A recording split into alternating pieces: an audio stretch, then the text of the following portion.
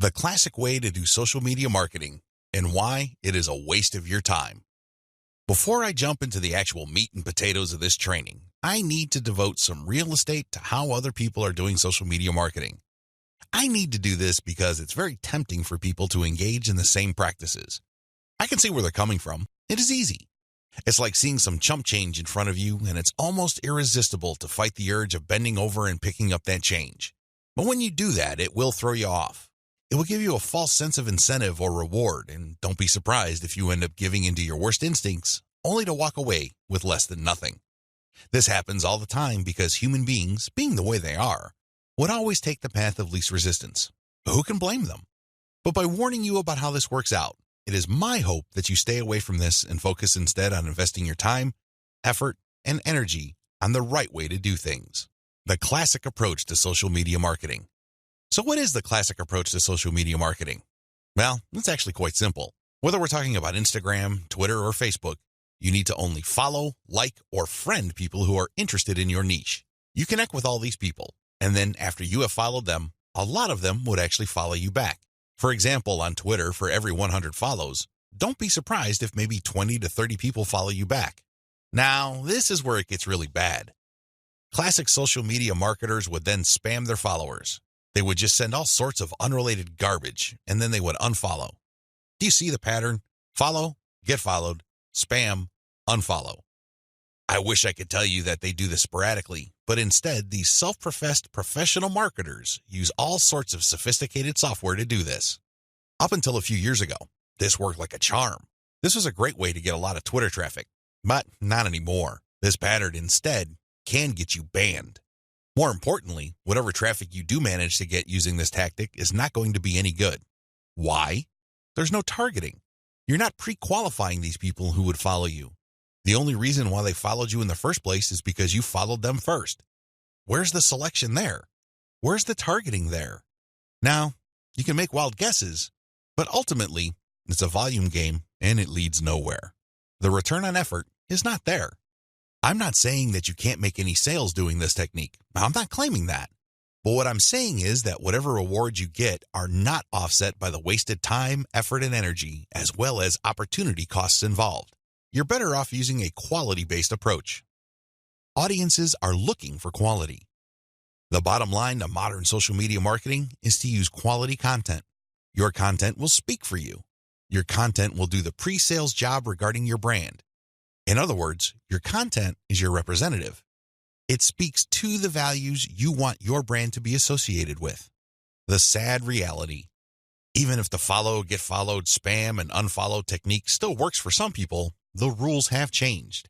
Social media platforms will reward or punish you based on engagement.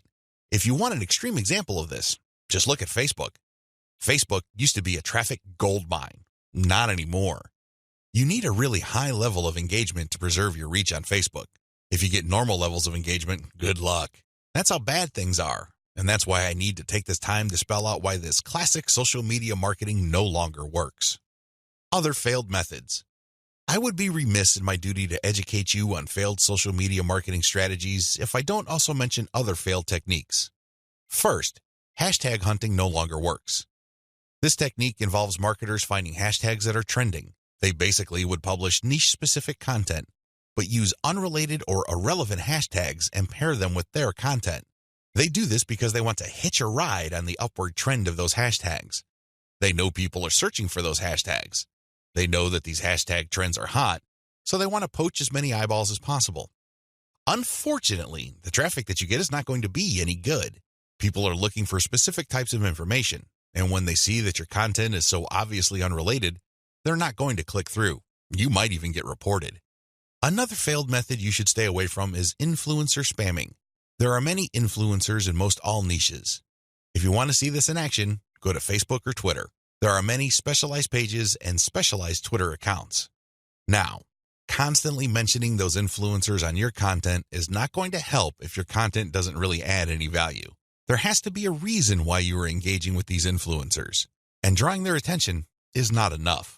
Getting them to look at your content because you think your content is hot is a lousy idea.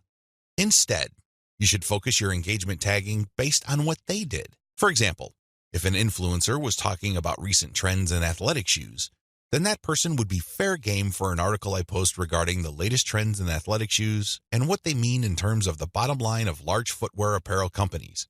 That influencer would be directly interested in what I have to say because I'm sharing content that is not only high quality, but is directly related to stuff he or she is already talking about. Do you see the specificity here? Do you see the direct link? Now, compare this with an influencer who talks only about Forex, and I tag that influencer when I'm talking about Bitcoin. That person's going to get annoyed. Do you see the difference? Finally, automated publishing with no outreach is not going to work. Basically, what you're doing is throwing spaghetti on the wall and hoping something sticks. If you're just publishing content on an automated basis on Twitter, Facebook, Pinterest, and other platforms, it's anybody's guess whether people would actually engage. You have to do some outreach. You have to draw eyeballs to your content. You have to find existing pools of highly qualified audiences and get your social media account in front of their eyeballs. Use your very best content. If you do this right, your automated publishing on social media will be greatly rewarded. Use a shotgun approach and you're probably going to get the same results as other failed social media marketers.